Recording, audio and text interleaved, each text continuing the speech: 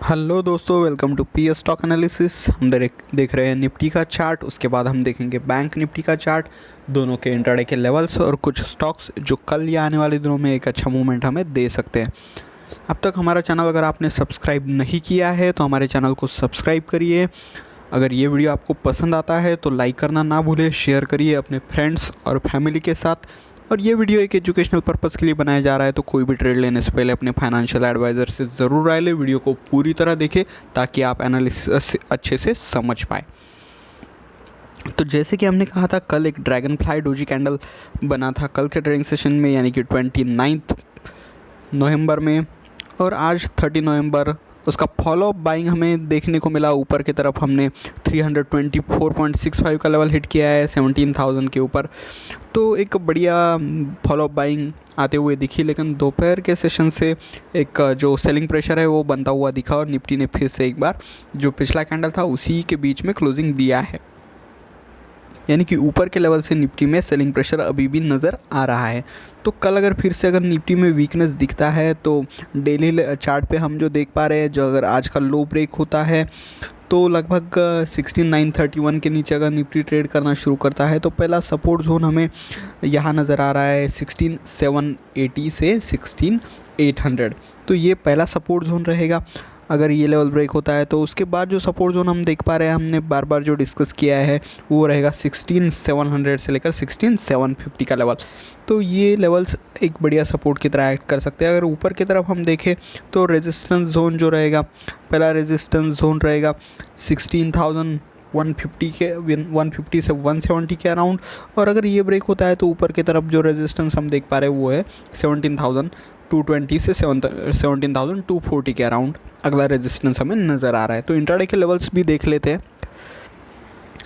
तो इंट्राडे में अगर निफ्टी फिर से एक बार 16,960 के नीचे ट्रेड करना शुरू करता है तो 16,900 से 16,880 ये लेवल इंपॉर्टेंट लेवल रहेगा निफ्टी के लिए। अगर ये ब्रेक होता है तो 16,836 से 824 का लेवल इंपॉर्टेंट रहेगा, और उसके बाद 16,70 से 16,750 का लेवल बहुत ही ज़्यादा इंपॉर्टेंट सपोर्ट की तरह एक्ट कर सकता है। और उसके बाद 16,700 का लेवल जो कि हमने डेली चार्ट पे भी डिस्कस किया है। और ऊपर की तरफ अगर 17,026 ब्रेक होता है तो 17,092 से 17,100 का लेवल, 17,151 से 161 का लेवल, और 17,200 से 227 का लेवल हम ऊपर की तरफ एक रेजिस्टेंस की तरह देख सकते हैं।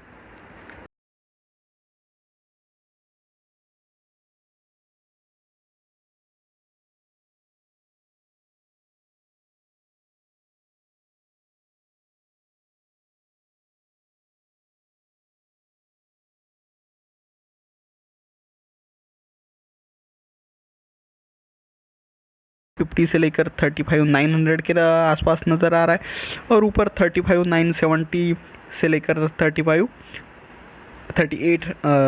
35,970 से लेकर 37,000 का जो लेवल है वो एक इम्पॉर्टेंट 36,000 का जो लेवल है वो एक इम्पॉर्टेंट रेजिस्टेंस की तरह एक्ट कर सकता है।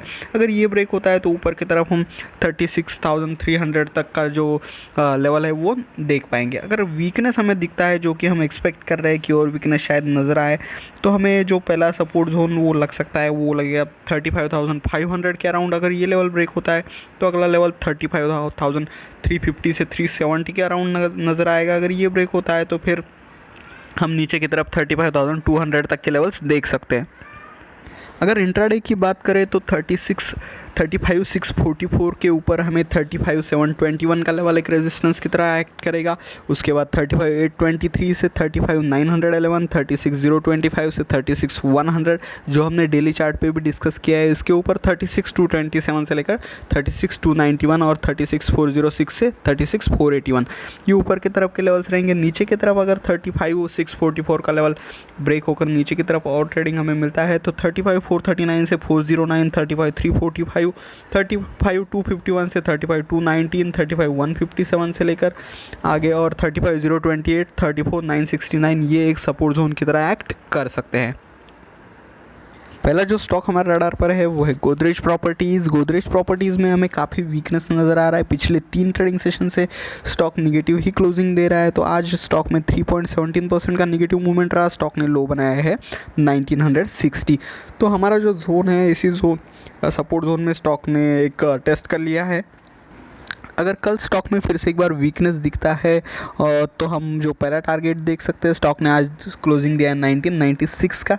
तो अगर फिर से वीकनेस दिखता है तो 1957 का जो लेवल है वो हिट होते हुए हम देख सकते हैं। अगर ये लेवल ब्रीच होता है तो फिर नीचे की तरफ 1945, 1940, 1935, 1930, 1920 और 1900 तक के लेवल्स हम नीचे की तरफ एक्सपेक्ट कर सकते हैं। अगला जो स्ट्रॉन्ग सपोर्ट हमें दिखाई दे रहा है वो 1700 के लेवल पे दिखाई दे रहा है। अगर स्टॉक निगेटिवली ट्रेड करता रहता है तो आप स्टॉक का पी होल्ड कर सकते हो या स्टॉक का फ्यूचर भी शॉर्ट कर सकते हो, या फिर इंट्राडे में हम कैश में जो मूवमेंट कैप्चर करेंगे वो भी एक अच्छा प्रॉफिट आप लेवल को फॉलो करके बना सकते हैं।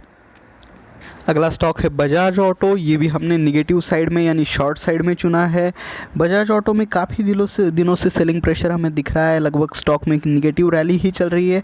अगर आप स्टॉक को थोड़ा सा चार्ट को अगर थोड़ा सा कम मतलब हायर टाइम फ्रेम पे देखें, ज़्यादा दिनों के लिए अगर चार्ट में देखें तो लगभग जो पिछली बार जो ब्रेकआउट का लेवल था, लगभग अराउंड जो मंथ था दिसंबर मंथ में इसने ब्रेकआउट दिया था, तो लगभग स्टॉक उसी लेवल पर फिर से आ गया है। स्टॉक में एक जो माइनर सपोर्ट है 3858 से लेकर 3258 से लेकर 32 का जो लेवल है, ये एक सपोर्ट की तरह एक्ट कर रहा था।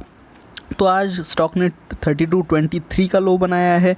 तो स्टॉक अगर ये लो ब्रेक करता है कल के ट्रेडिंग सेशन में 3223 के नीचे अगर स्टॉक ट्रेड करना शुरू करता है तो स्टॉक में हम 3215, 3200, 3190, 3180, 3170 ये लेवल्स आने वाले दिनों में एक्सपेक्ट कर सकते हैं। अगर आप स्टॉक को निगेटिव साइड में होल्ड करते हैं स्टॉक का पी, तो 3130 तक के लेवल हम स्टॉक में एक्सपेक्ट कर सकते हैं।